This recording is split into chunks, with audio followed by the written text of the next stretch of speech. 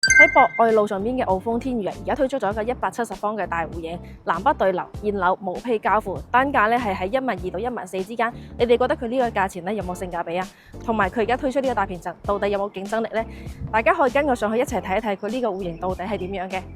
新加推呢個9棟嘅170平咧，係南北對流一梯一戶嘅戶型，生活陽台已經打通咗啦，餐廳可以容納8個人，加埋呢個圍合式嘅廚房設計，實用性係非常之高嘅。廚房旁邊咧仲有一個晾衣區，終於可以解決到曬衫尷尬呢個問題啦。呢個書房咧係打通咗嘅，成個客廳嘅開間咧可以做到7.9米，北向嘅房間佢嘅採光啊一啲都唔差，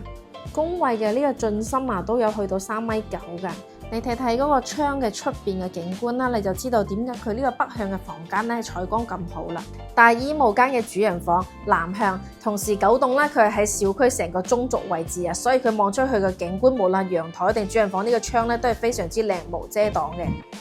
喺博愛路上邊無坯單價12000起嘅大平層，你哋覺得值唔值呢？評論區話我知啊！